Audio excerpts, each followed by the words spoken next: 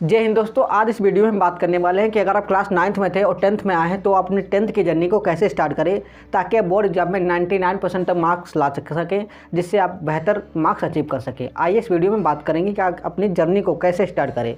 बहुत सारे स्टूडेंट शुरुआत में ही गड़बड़ कर देते हैं और क्या करते हैं, अपने गोल को अचीव करने में काफ़ी उन्हें दिक्कत होती है। बहुत सारे स्टूडेंट क्या करते हैं, पढ़ते हैं लेकिन उन्हें पता ही नहीं होता कि सिलेबस कैसे शुरू करें, किस सिलेबस को स्टार्ट करें, किस सिलेबस को कितना पढ़ना है, किस तरह से हमें पढ़ना है ताकि हमारे बोर्ड एग्जाम में जो 99% 98% मार्क्स आ सकें और जो सिलेबस हमारा है वो टाइम पर कंप्लीट हो जाए और किस तरह से हमें पढ़ना है। तो आइए हम इस वीडियो में बात करते हैं। दोस्तों, सबसे पहले हम बात करेंगे कि सभी विषय पर आप ध्यान दें। ऐसा होता है कि बहुत से स्टूडेंट क्या करते हैं, पढ़ाई करते हैं लेकिन क्या करते हैं, उन्हें क्या होता है, जिस सब्जेक्ट में उन्हें लगाव होता है, जिस सब्जेक्ट में उन्हें रुचि होती है, पसंद होता है, उन्हें उस सब्जेक्ट पर ज़्यादा ध्यान देते हैं, या जो सब्जेक्ट उन्हें टफ लगता है, कठिन लगता है, उस सब्जेक्ट पर ज़्यादा ध्यान देते हैं।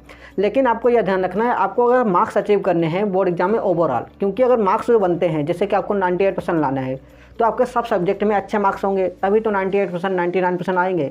चाहे वो मैथ हो, चाहे वो इंग्लिश हो, चाहे वो आर्ट हो, चाहे वो फिजिक्स हो या और कोई सब्जेक्ट हो। अगर आपके मार्क्स सब में अच्छे हैं तभी तो आपके अच्छे मार्क्स आएंगे। अगर आप एक सब्जेक्ट पर फोकस करेंगे तो ऐसा नहीं हो सकता। तो बहुत सारे स्टूडेंट क्या करते हैं, सभी सब्जेक्ट पर फोकस करते हैं। तो आपको सभी सब्जेक्ट पर फोकस नहीं करना है, सभी सब्जेक्टों पर आपको फोकस करना है, केवल एक सब्जेक्ट पर फोकस नहीं करना है।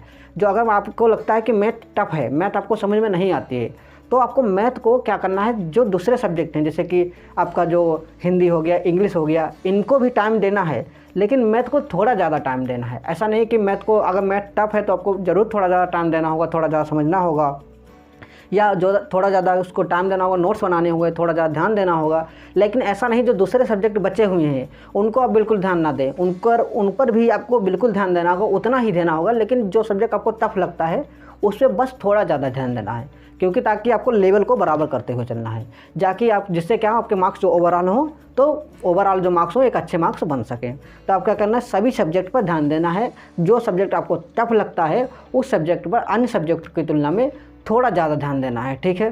अब हम बात करते हैं, दूसरी बात हमारी है कि रोज़ पढ़ना है। ऐसा नहीं है कि क्या करते हैं, बहुत सारे स्टूडेंट क्या करते हैं, शुरुआत में स्टार्ट करते हैं और अच्छा पढ़ते हैं, पर डे पढ़ते हैं, लेकिन जैसे ही कुछ हफ्ता 2 महीने बीतते हैं क्या कर देते हैं, पढ़ाई छूटने लगती है। हफ्ते में 1 दिन पढ़ते हैं, 2 दिन पढ़ते हैं और पूरे हफ्ता क्या होता है, छुट्टी रहती है। वो आज बोलते हैं कल पढ़ेंगे, कल बोलते हैं परसों पढ़ेंगे, और ऐसे पूरा महीना पूरा हफ्ता निकाल देते हैं।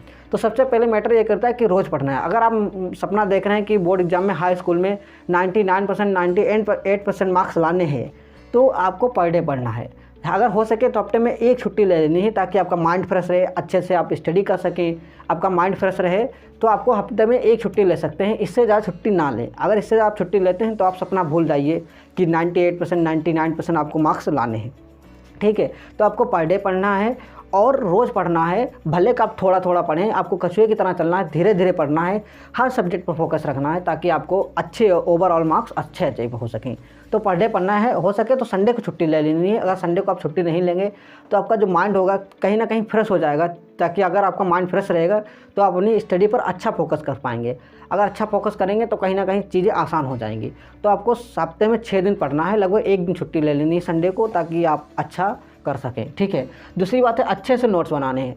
सबसे मैटर ये करता है, क्या करते हैं स्टूडेंट पढ़ते हैं, बहुत सारे स्टूडेंट पर डे पढ़ते हैं और स्टार्ट भी सब सिलेबस पर फोकस करते हैं, लेकिन मैटर ये करता है कि नोट्स नहीं बनाते। तो क्या करना है, सबसे ज़रूरी आपको नोट्स ज़रूर बनाने हैं। नोट्स कैसे बनाने हैं, देखो, जो हिंदी है, हिंदी के नोट्स बनाने हैं, मैथ के नोट्स बनाने हैं, सभी सब्जेक्ट के आपके नोट्स बनाने हैं।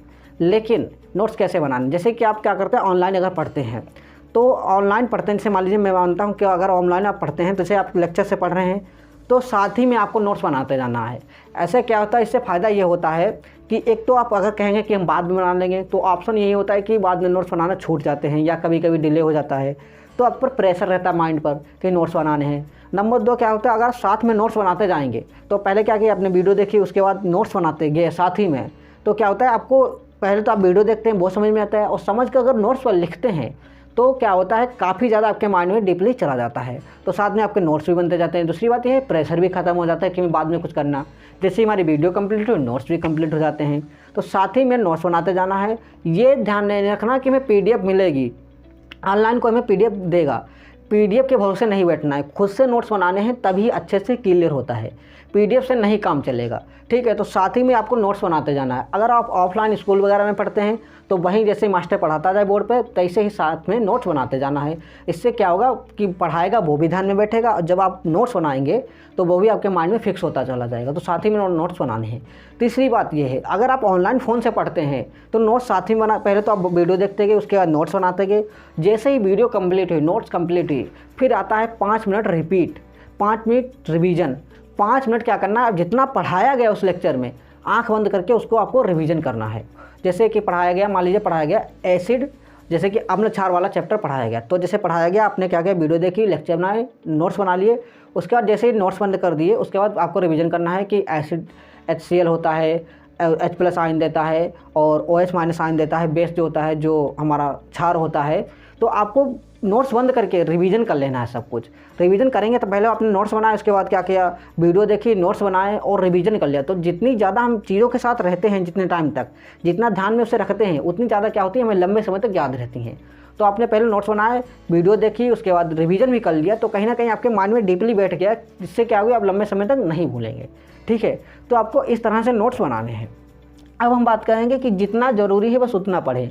बहुत सारे स्टूडेंट क्या करते हैं कि जैसे कि मैथ पढ़ रहे हैं तो बहुत ज़्यादा डीपली चले जाएंगे, मैथ में फार्मूले वगैरह जो उससे रिलेटेड भी नहीं होंगी वो भी याद करेंगे, जो क्वेश्चन इंपॉर्टेंट नहीं होंगी वो भी पढ़ेंगे। जैसे कि साइंस में जो चीज़ें इंपॉर्टेंट नहीं उन चीज़ों पर भी बहुत ज़्यादा फोकस देंगे।